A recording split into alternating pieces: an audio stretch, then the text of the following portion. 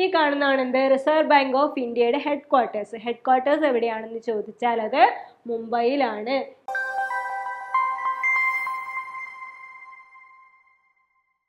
Hi, welcome to CC Plus. അപ്പോൾ നമുക്ക് civil service foundation class അല്ലേ? നിങ്ങളെല്ലാം സിവിൽ സർവീസ് ഫൗണ്ടേഷൻ ക്ലാസ്സിൽ ജോയിൻ ചെയ്തോ?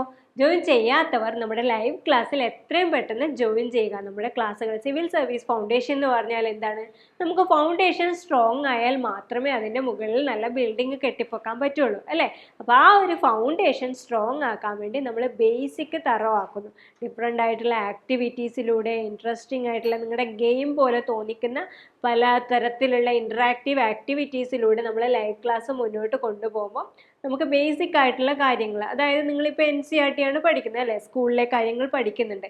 അപ്പോൾ ആ കാര്യങ്ങൾ തന്നെ ഒന്നുകൂടി ഒന്ന് ഇൻട്രസ്റ്റിംഗ് ആക്കിയിട്ട് എങ്ങനെയാണോ UPSCയുടെ പോയിന്റ് ഓഫ് വ്യൂവിൽ പഠിക്കേണ്ടത് അതുപോലെയാണ് നമ്മുടെ സിവിൽ സർവീസ് ക്ലാസ്സസ് മുന്നോട്ട് പോകുന്നത്. അപ്പോൾ അതുമായി ബന്ധപ്പെട്ട ഏതാനും ടോപ്പിക്സ് ആണ് നമുക്കിവിടെ പഠിക്കേണ്ടത്. അപ്പോഴേ നമ്മുടെ സിവിൽ സർവീസ് നമ്മൾ CC Plus കോഴിക്കോട്ടേക്ക് വരുന്നുണ്ട് അടുത്ത സാറ്റർഡേ ജൂൺ 27 ഇവിടെ Kozhikode government college of teacher education Mananchira കോഴിക്കോടേക്ക് CC Plus വരികയാണ്. എന്തിനാണ്? സിവിൽ സർവീസ് ഫൗണ്ടേഷന്റെ വർക്ക്ഷോപ്പ് നടത്തുന്നുണ്ട്. ഇതിൽ ആർക്കൊക്കെ പങ്കെടുക്കാം? 5ാം ക്ലാസ് മുതൽ 12ാം ക്ലാസ് വരെയുള്ള കുട്ടികൾക്കായിട്ടാണ് നടത്തുന്നത്. ഇപ്പോൾ സിവിൽ സർവീസ് പോലെ അതുപോലെ തന്നെ കോമ്പറ്റേറ്റീവ് എക്സാം എഴുതാനും അതുപോലെ ഉയർന്ന മേഖലകളിൽ നല്ലൊരു പ്രൊഫഷൻ ആഗ്രഹിക്കുന്നവർ, നല്ലൊരു പേഴ്സണാലിറ്റി ആഗ്രഹിക്കുന്ന കുട്ടികൾക്കൊക്കെ വരാൻ പറ്റുന്ന ഒരു വർക്ക്ഷോപ്പാണിത്. 5ാം ക്ലാസ് മുതൽ 12ാം ക്ലാസ് വരെയുള്ള കുട്ടികൾ നിങ്ങൾ എന്തായാലും പങ്കെടുത്ത് നോക്കുക. അതിലെന്താണ് നിങ്ങൾക്ക് ഇൻട്രസ്റ്റിംഗ് ആയിട്ടുള്ള കാര്യങ്ങൾ, എങ്ങനെയാണ് ഒരു എക്സാമിനെ അറ്റൻഡ് ചെയ്യേണ്ടത്, എങ്ങനെയാണ് ഒരു ഇൻ്റർവ്യൂവിൽ പങ്കെടുക്കേണ്ടത്, എങ്ങനെ നമ്മുടെ പേഴ്സണാലിറ്റി ഡെവലപ്പ് ചെയ്യാം തുടങ്ങി ഒരുപാട് കാര്യങ്ങളെ കുറിച്ചുള്ള ഒരു വർക്ക്ഷോപ്പാണത്. അപ്പോൾ ജോയിൻ ചെയ്യാൻ വേണ്ടി നിങ്ങൾ എന്ത് ചെയ്യുക? എത്രയും പെട്ടെന്ന് ഈ കാണുന്ന നമ്പറിൽ കോണ്ടാക്ട് ചെയ്യുക. കാരണം അത്രയും നമുക്കിനി രജിസ്ട്രേഷൻ അത്രയും സമയം ബാക്കിയുള്ളൂ. അപ്പോൾ ഇതുവരെ രജിസ്റ്റർ ചെയ്യാത്തവർ എത്രയും പെട്ടെന്ന് ജോയിൻ ചെയ്യുക. അപ്പോൾ നമ്മുടെ നവോദയ റിസൾട്ട് നിങ്ങളൊക്കെ അറിഞ്ഞിട്ടുണ്ടാവും, കണ്ടിട്ടുണ്ടാവും അല്ലേ? കഴിഞ്ഞ ബാച്ചിൽ ഈ വർഷം ഡിഫറെൻറ്റ് നവോദയ സ്കൂളുകളിൽ അഡ്മിഷൻ എടുത്ത കുറച്ച് കൂട്ടുകാരാണ് ഇവർ. നമ്മുടെ CC Plusന്റെ എൻട്രൻസ് കോച്ചിങ് വഴി പാസ്സായി ഇപ്പോൾ നവോദയ സ്കൂളുകളിൽ പഠിക്കുന്നു. അതുപോലെ തന്നെ സൈനിക് സ്കൂളും ഇതേപോലെ കഴിഞ്ഞ ബാച്ചിലെ കുട്ടികളാണിത്. ഇതുപോലെ നിങ്ങൾക്കും എന്ത് ചെയ്യണം? അടുത്ത വർഷം നവോദയ സ്കൂളിലും അതുപോലെ സൈനിക് സ്കൂളിലുമൊക്കെ നിങ്ങൾ ആഗ്രഹിക്കുന്ന ഒരു പഠനത്തിന് വേണ്ടിയിട്ട് അഡ്മിഷൻ കിട്ടണമെങ്കിൽ എന്ത് ചെയ്യുക? ഇപ്പോൾ നമ്മുടെ ബാച്ചസ് റണ്ണിങ് ആണ്. നവോദയ സൈനിക് സ്കൂൾ ബാച്ചുകളൊക്കെ നടന്നുകൊണ്ടിരിക്കുകയാണ്. അപ്പോൾ ഇതുവരെ ജോയിൻ ചെയ്യാത്തവർ എന്ത് ചെയ്യുക? അടുത്ത ബാച്ചിലേക്ക് എത്രയും പെട്ടെന്ന് ജോയിൻ ചെയ്യുക. ജോയിൻ ചെയ്യാൻ വേണ്ടിയിട്ട് ഈ കോണ്ടാക്ട് നമ്പറിൽ കോണ്ടാക്ട് ചെയ്യാവുന്നതാണ്. അപ്പോൾ നമുക്ക് സിവിൽ സർവീസ് ഫൗണ്ടേഷൻ ക്ലാസ് അല്ലേ? സിവിൽ സർവീസ് ഫൗണ്ടേഷൻ ക്ലാസ്സിന് വേണ്ടിയിട്ട് എന്ത് ചെയ്യണം? നിങ്ങൾ ഇപ്പോഴേ സിവിൽ സർവീസ് എന്നുള്ളൊരു സിവിൽ സർവീസ് അച്ചീവ് ചെയ്യാൻ ആഗ്രഹിക്കുന്നവർ എന്ത് ചെയ്യുക? എത്രയും പെട്ടെന്ന് ഇപ്പോഴേ പഠിച്ചു തുടങ്ങുക എന്ന് പറഞ്ഞാൽ നിങ്ങളൊരു എക്സ്ട്രാ ബേർഡൻ ആക്കിയിട്ട് അത് പഠിക്കുക എന്നുള്ളതല്ല. നമ്മുടെ പഠനത്തിനോടൊപ്പം നമുക്കൊരു ബേർഡൻ ആകാത്ത രീതിയിൽ ഫ്ലെക്സിബിൾ ആയിട്ട് പഠനം മുന്നോട്ട് കൊണ്ടുപോകാൻ സഹായിക്കുന്ന ഒരു ബാച്ചാണ് ഏത്? CC Plusന്റെ സിവിൽ സർവീസ് ഫൗണ്ടേഷൻ ബാച്ച്. നിങ്ങൾക്കൊരു ബുദ്ധിമുട്ടാകാത്ത രീതിയിൽ, ഒരു ഭാരമാകാത്ത രീതിയിൽ വളരെ ഫ്ലെക്സിബിൾ ആയിട്ടുള്ള ഷെഡ്യൂളും അതുപോലെ തന്നെ വളരെ ഇൻട്രസ്റ്റിംഗ് ആയിട്ടുള്ള ക്ലാസ്സുകളും ഒക്കെയാണ്. അപ്പോൾ ജോയിൻ ചെയ്യാത്തവർ എന്ത് ചെയ്യുക? ഇതുവരെ ജോയിൻ ചെയ്യാത്തവർ പുതിയ ബാച്ചിലേക്ക് അഡ്മിഷൻ എടുക്കുക. 9496949929 എന്ന നമ്പറിൽ കോണ്ടാക്ട് ചെയ്താൽ മതി. അപ്പോൾ നമുക്ക് RBIയെ കുറിച്ച് കുറച്ച് കാര്യങ്ങൾ നോക്കിയാലോ? എന്താണ് RBI? Reserve bank of India. നമ്മുടെ ഇവിടെ കണ്ടോ? ഇതാണ് റിസർവ് ബാങ്ക് ഓഫ് ഇന്ത്യയുടെ എംബ്ലം എന്ന് പറയുന്നത്. എംബ്ലത്തിൽ എന്താണുള്ളത്? ഒരു ആനിമലും ഉണ്ട്, ഒരു ട്രീയും ഉണ്ട് അല്ലേ? അപ്പോൾ നമ്മുടെ റിസർവ് ബാങ്ക് ഓഫ് ഇന്ത്യയുടെ എംബ്ലത്തിലുള്ള ആനിമൽ ഏതാണെന്ന് ചോദിച്ചാൽ അത് നമ്മൾ പറയണം ടൈഗറാണ്. നമ്മുടെ നാഷണൽ ആനിമലായ ടൈഗറാണ്. എന്നാൽ മുമ്പ് എന്തായിരുന്നു? RBIയുടെ സ്റ്റാർട്ടിങ്ങിൽ ഇത് ടൈഗർ ആയിരുന്നില്ല, ലയൺ ആയിരുന്നു. അപ്പോൾ ലയണിനെ റീപ്ലേസ് ചെയ്തുകൊണ്ട് ടൈഗർ ആക്കി മാറ്റി പിന്നെ ഈ കാണുന്നത് എന്താണെന്ന് ചോദിക്കുമ്പോൾ നമ്മുടെ ക്ലാസ്സുകളിൽ പല കുട്ടികളും പറയും എന്താണ് ഇത് കോക്കനട്ട് ട്രീ ആണെന്ന് പറയും. പക്ഷെ ഇത് കോക്കനട്ട് ട്രീ അല്ല, ഇത് പാം ട്രീ ആണ്. Okay, palm tree. ഓക്കെ, എന്താണ് എണ്ണയിൽ നിന്നല്ലേ മണി ഉണ്ടാവുന്നു. അപ്പോൾ റിസർവ് ബാങ്ക് കണക്ട് ചെയ്യാൻ നമുക്ക് പാം ട്രീ ആണ് ഇത് റിസർവ് ബാങ്ക് ഓഫ് ഇന്ത്യയുടെ എംബ്ലത്തിൽ കാണുന്നത്. ഇനി ഈ കാണുന്നതാണ് എന്ത് റിസർവ് ബാങ്ക് ഓഫ് ഇന്ത്യയുടെ ഹെഡ് ക്വാർട്ടേഴ്സ് എവിടെയാണെന്ന് ചോദിച്ചാൽ അത് മുംബൈയിലാണ്. ഇനി ഇതാരാണ്? ഇത് നമ്മുടെ റിസർവ് ബാങ്ക് ഓഫ് ഇന്ത്യയുടെ കറണ്ട് ഗവർണർ, RBI ഗവർണറായ സഞ്ജയ് മൽഹോത്രയാണ്. Okay, then first governor of reserve bank of India ആരാണ്? ഇത് നിങ്ങളൊന്ന് നോക്കിയേ, നിങ്ങൾ പഠിച്ചിട്ടുണ്ടാവും അല്ലെ? റിസർവ് ബാങ്ക് ഓഫ് ഇന്ത്യക്ക് 2 ഗവർണർ ഉണ്ട്. എന്താണത്? ഫസ്റ്റ് 2 ഗവർണർ ഉണ്ടോ എന്നുള്ള കൺഫ്യൂഷൻ ഉണ്ടാവും. സർ ഓസ്ബോൺ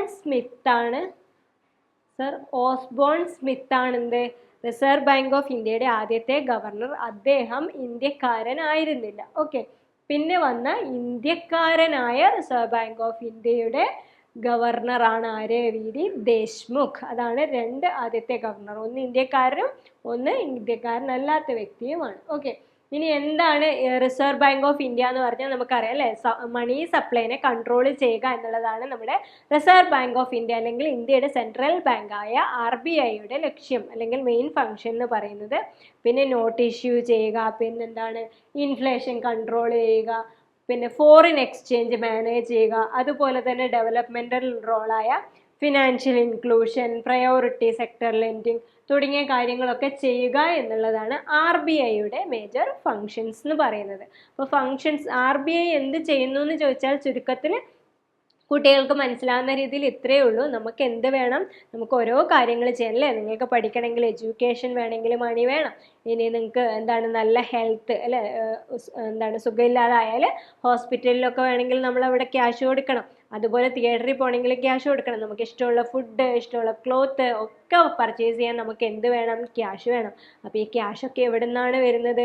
ആരാണ് കൺട്രോൾ ചെയ്യുന്നത്? ഇതിങ്ങനെ ഇഷ്ടംപോലെ ഫ്ലോ ചെയ്ത് വന്നാൽ മതിയോ? ഇതിനൊരു കൺട്രോൾ വേണ്ടേ? ഇതിനൊരു വാല്യൂ ഇല്ലേ?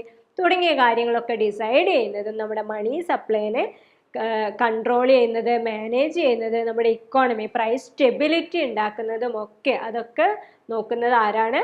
RBI ആണ്, സെൻട്രൽ ബാങ്ക് ഓഫ് ഇന്ത്യ ആണ്. ഓക്കെ, അപ്പോൾ മോണിറ്ററി പോളിസി എന്നാണ് നമ്മൾ എന്ത് പറയുക? RBI ഇൻട്രൊഡ്യൂസ് ചെയ്യുന്ന പോളിസി. അതായത് നമ്മുടെ ഇക്കോണമിയിൽ പല ക്രൈസിസ് വരും അല്ലേ? ഇൻഫ്ലേഷൻ വരും. അപ്പോൾ അങ്ങനെയൊക്കെ വരുമ്പം എന്ത് ചെയ്യണം? നമുക്ക് മണീനെ കൺട്രോൾ ചെയ്യണം അല്ലേ? അതിൻ്റെ ഫ്ലോയ്ക്ക് അങ്ങനെ വിട്ടാൽ ശരിയാവില്ല. അപ്പം മണി സപ്ലൈയെ കൺട്രോൾ ചെയ്യാൻ, അതായത് മണി സപ്ലൈ, മണി ഡിമാൻഡ് ഒക്കെ ചേർന്നിട്ടാണ് എന്ത് ഇക്കോണമി സ്റ്റെബിലൈസ് ആവുന്നത്. ഓക്കെ, മണി മാർക്കറ്റ് സ്റ്റെബിലൈസ് ആവുന്നത്. അപ്പോൾ അതിനെ കൺട്രോൾ ചെയ്യുന്ന ആ പോളിസിയുടെ പേരാണ് എന്ത്? Monetary policy. അപ്പോൾ മോണിറ്ററി പോളിസിക്ക് ഡിഫറെൻറ്റ് ഇൻസ്ട്രുമെൻറ്റ്സ് ഉണ്ട്. അപ്പോൾ 2 തരത്തിലാണ് നമ്മൾ അതിനെ കാറ്റഗറൈസ് ചെയ്യുന്നത്: ക്വാണ്ടിറ്റേറ്റീവ് ഇൻസ്ട്രുമെൻറ്റ്സും ക്വാളിറ്റേറ്റീവ് ഇൻസ്ട്രുമെൻറ്റ്സും. സോ ക്വാണ്ടിറ്റേറ്റീവ് ടൂൾസ് എന്ന് പറയുന്നത് ഏതാണ്? Bank rate, repo rate, reverse repo rate, marginal standing facility MSF തുടങ്ങിയവയൊക്കെയാണ് quantitative, related to quantity. That means in terms of rate, അതായത് നമ്പറിൻ്റെ ടേംസിൽ പറയുന്നതാണ് ക്വാണ്ടിറ്റേറ്റീവ് ടൂൾസ് എന്ന് പറയുന്നത്. ഇനി ക്വാളിറ്റേറ്റീവ് ടൂൾസിൽ വരുന്നത് നമ്മൾ എന്താ ചെയ്യുക? ജനറലി ഇൻസ്ട്രക്ഷൻസ് കൊടുക്കുക, അല്ലാതെ ഇത്ര കുറയ്ക്കണം, ഇത്ര കൂട്ടണം എന്ന നമ്പറിൻ്റെ ബേസിൽ പറയുന്നതല്ല. അങ്ങനെ നമ്പറിൻ്റെ ബേസിൽ പറയുന്നത് നമ്മൾ ക്വാണ്ടിറ്റേറ്റീവ് ടൂൾസ്. നമ്പറിൻ്റെ അല്ലാതെ ജസ്റ്റ് ഇൻസ്ട്രക്ഷൻസ് കൊടുക്കുന്നത്, ഡയറക്ഷൻസ് കൊടുക്കുന്നതാണ് qualitative tools. That is margin requirements, credit rationing, consumer credit regulation, moral suasion, direct action. ഇതൊക്കെയാണ് ഇത് qualitative instruments of monetary policy. Okay, അപ്പോൾ RBI എന്താണെന്ന് കൂട്ടുകാർക്ക് മനസ്സിലായോ? RBI എന്ന് പറഞ്ഞാൽ ഇത്രയേ ഉള്ളൂ. എന്താണ്? ഇന്ത്യയുടെ സെൻട്രൽ ബാങ്കാണ്. സെൻട്രൽ ബാങ്ക് എന്ന് പറഞ്ഞാൽ ഇപ്പോൾ നമ്മളൊക്കെ കാര്യങ്ങൾക്ക് എവിടെ പോകും? കൊമേഴ്ഷ്യൽ ബാങ്കിലാണ് പോവുക അല്ലേ? അക്കൗണ്ടിൽ പൈസ ഇടാനും അതുപോലെ തന്നെ ലോൺ എടുക്കാനും പോകുന്ന SBI, federal bank, south Indian bank, അതുപോലെ അനവധി ബാങ്കുകളുണ്ട്. അപ്പോൾ ഈ ബാങ്കുകളെ ഒക്കെ കൺട്രോൾ ചെയ്യുന്ന ബാങ്കാണ് ഇത് റിസർവ് ബാങ്ക് ഓഫ് ഇന്ത്യ എന്ന് പറയുന്നത്. അതുപോലെ തന്നെ നമ്മുടെ ഗവൺമെൻറ്റിൻ്റെ ബാങ്കും ഏതാണ്? റിസർവ് ബാങ്ക് ഓഫ് ഇന്ത്യ തന്നെയാണ്. ബാങ്കേഴ്സിന് എംപ്ലോയീസിൻ്റെ ബാങ്കും അതുപോലെ തന്നെ ഗവൺമെൻറ്റിൻ്റെ ബാങ്കുമാണ് റിസർവ് ബാങ്ക് ഓഫ് ഇന്ത്യ. നമ്മുടെ ഇക്കോണമിയിലെ ടോട്ടൽ മണി സപ്ലൈ കൺട്രോൾ ചെയ്യുന്നു, മാനേജ് ചെയ്യുന്നു, പ്രൈസ് സ്റ്റെബിലിറ്റി ഉണ്ടാകുന്നു, ഇൻഫ്ലേഷൻ വരുമ്പോൾ അതിനെ സ്റ്റെബിലൈസ് ചെയ്യാനുള്ള പോളിസീസ് ഉണ്ടാക്കുന്നു. അപ്പോൾ അങ്ങനെ ഉണ്ടാക്കുന്ന പോളിസീസിൻ്റെ പേരാണ് മോണിറ്ററി പോളിസി. അപ്പോൾ നമ്മുടെ നോട്ട് ഇഷ്യൂ ചെയ്യുന്നത് റിസർവ് ബാങ്ക് ഓഫ് ഇന്ത്യ ആണ്. അതിനൊരു വാല്യൂ ഉണ്ട്. ആ വാല്യൂ അണ്ടർലൈൻ എന്ന് പറഞ്ഞാൽ ആ നോട്ടിൽ ആരുടെ സൈൻ ഉണ്ട്? റിസർവ് ബാങ്ക് ഓഫ് ഇന്ത്യയുടെ RBI ഗവർണറിൻ്റെ സൈനാണ് നമ്മൾ കൈകാര്യം ചെയ്യുന്ന നോട്ടിലുള്ളത്. ഓക്കെ, നമ്മൾ കൈകാര്യം ചെയ്യുന്ന ക്യാഷിലുള്ളത്. അപ്പം ഇതൊക്കെയാണ് എന്ത് പ്രധാനപ്പെട്ട RBI എന്ന് ചോദിച്ചാൽ നമ്മൾ പറയേണ്ടത്. അപ്പോൾ RBIനെ കുറിച്ചുള്ള ഏറ്റവും ഇമ്പോർട്ടൻ്റ് ആയിട്ടുള്ള ഏറ്റവും ബേസിക് ആയിട്ടുള്ള കാര്യങ്ങളാണ് നമ്മൾ പറഞ്ഞത്. ഇനി കൂടുതൽ കാര്യങ്ങൾ നമുക്ക് എന്ത് ചെയ്യാം? നമ്മുടെ ലൈവ് ക്ലാസ്സിലൂടെ നമുക്ക് പഠിക്കാം അല്ലേ? അപ്പോൾ പഠിച്ച കൂട്ടുകാരുണ്ടാവും, കഴിഞ്ഞ ബാച്ചിലൊക്കെ പഠിച്ചവരുണ്ടാവും. അപ്പോൾ ഇതൊക്കെ പറയുമ്പോൾ നിങ്ങൾക്ക് ഓർമ്മ വരുന്നുണ്ടാവും അല്ലേ? നമ്മൾ ചെയ്ത ആക്ടിവിറ്റീസും കാര്യങ്ങളൊക്കെ നിങ്ങൾക്ക് ഓർമ്മ വരുന്നുണ്ടാവും. സോ അപ്പോൾ നമുക്ക് കോഴിക്കോട്ടേക്ക് പോവാം. ഓക്കെ, എല്ലാവരും എന്ത് ചെയ്യുക? സാറ്റർഡേ ജൂൺ 27 കൃത്യം 10 മണിക്ക് തന്നെ എവിടെ എത്തിച്ചേരുക? Kozhikode government college of teacher education മാനാഞ്ചിറയിൽ എത്തിച്ചേരുക. അവിടെ എന്ത് നടക്കുന്നുണ്ട്?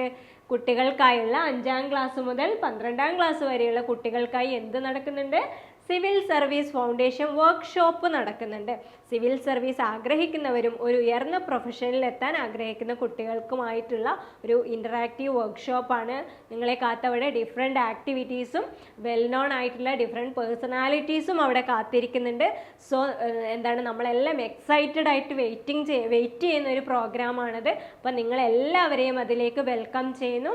അതുപോലെ തന്നെ നമ്മുടെ civil service foundation live classes നടന്നുകൊണ്ടിരിക്കുകയാണ്. അപ്പോൾ പുതിയ ബാച്ചിലേക്ക് ജോയിൻ ചെയ്യാൻ താല്പര്യമുള്ളവർ എന്ത് ചെയ്യുക? എത്രയും പെട്ടെന്ന് തന്നെ നമ്പറിൽ കോൺടാക്ട് ചെയ്തിട്ട് അഡ്മിഷൻ എത്രയും പെട്ടെന്ന് എടുക്കുക. നിങ്ങളുടെ ആഗ്രഹത്തിലേക്കുള്ള സ്റ്റെപ്പ് എത്രയും പെട്ടെന്ന് തന്നെ എടുക്കുക. അപ്പോൾ എല്ലാവരെയും എന്ത് ചെയ്യുക? നമുക്ക് കോഴിക്കോട് വെച്ച് കാണാം. സാറ്റർഡേ മറക്കേണ്ട, ഡേറ്റ് 2026 ജൂൺ 27. ഓക്കെ, 10 മണിക്ക് മുമ്പായിട്ട് തന്നെ എത്തുക. Kozhikode government college of teacher education മാനാഞ്ചിറയിലാണ്. അപ്പോൾ എന്താണ്, രജിസ്ട്രേഷൻ്റെ ടൈം ഏകദേശം കഴിയാറായി. അപ്പോൾ എത്രയും പെട്ടെന്ന് ഈ കാണുന്ന 9496949929 എന്ന നമ്പറിൽ കോൺടാക്ട് ചെയ്ത് എത്രയും പെട്ടെന്ന് നിങ്ങൾ രജിസ്റ്റർ ചെയ്യുക. Okay, thank you.